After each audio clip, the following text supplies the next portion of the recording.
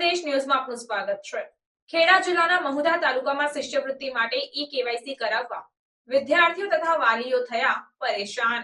પ્રાપ્ત માહિતી અનુસાર વિદ્યાર્થીઓને મળવાપાત્ર શિષ્યવૃત્તિ માટે બાળકો તથા વાલીઓને ધંધે લગાડ્યા છે। બાળકો ભણવાનું મૂકીને વાલીઓ ધંધા રોજગાર પડતા મૂકીને ઈ-કેવાયસી કરાવવા માટે ધંધે લાગ્યા। ખેડા જિલ્લાના મહુધા શહેરમાં મામલતદાર કચેરી તથા તાલુકા પંચાયતમાં સવારે 6 વાગ્યાથી ઈ-કેવાયસી કરાવવા માટે વિદ્યાર્થીઓ અને વાલીઓની લાંબી કતારો લાગી છે। ઘણા વિદ્યાર્થીઓ તથા વાલીઓ 4-5 દિવસથી ભણવાનું તથા ધંધા રોજગાર છોડીને ઈ-કેવાયસી કરાવવા માટે દરરોજ ધક્કા ખાય છે। બેંકમાં આધાર કાર્ડ લિંક ન હોય કે આધાર કાર્ડ અપડેટ ન હોય તો ત્યાં પણ આ જ હાલત છે। સરકારી પ્રાથમિક શાળામાં ધોરણ 1 થી 5 ના વિદ્યાર્થીઓને ₹1650 અને ધોરણ 6 થી 8 ના વિદ્યાર્થીઓને ₹1950 શિષ્યવૃત્તિ આપવામાં આવે છે। વિદ્યાર્થીઓના વાલીઓનું એવું કહેવું છે કે જો ચૂંટણી સમયે ગામે ગામ શાળાઓમાં ચૂંટણી કાર્ડ માટે કાર્યક્રમો થઈ શકતા હોય તો શાળાઓમાં જો ચૂંટણી કાર્ડ નીકળી શકતું હોય તો ઈ-કેવાયસી કેમ ન થઈ શકે?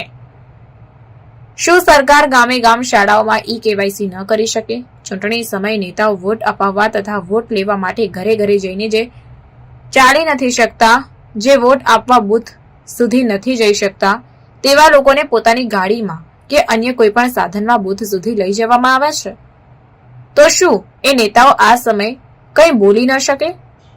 તારીખ 24 સપ્ટેમ્બર 2024 ના રોજ માનનીય મુખ્યમંત્રી ભૂપેન્દ્રભાઈ પટેલના કાર્યાલય ખાતે યોજાયેલ ઉચ્ચ કક્ષાની બેઠકમાં વિકસતી જાતિ કલ્યાણ ખાતા હસ્તકની પ્રી મેટ્રિક શિષ્યવૃત્તિમાં ફેમિલી આઈડી પ્રોજેક્ટ અંતર્ગત લેવાની થતી રાશન કાર્ડની વિગતો તેમજ ઈ-કેવાયસી પ્રક્રિયા હાલ પૂરતી રદ કરવાનો નિર્ણય લેવામાં આવ્યો છે।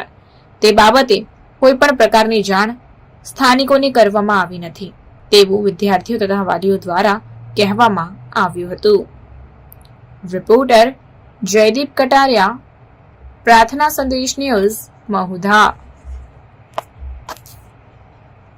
પ્રાર્થના સંદેશ ન્યૂઝની તમામ લેટેસ્ટ અપડેટ્સ માટે ચેનલને હમણાં જ લાઇક, શેર અને સબસ્ક્રાઇબ કરો।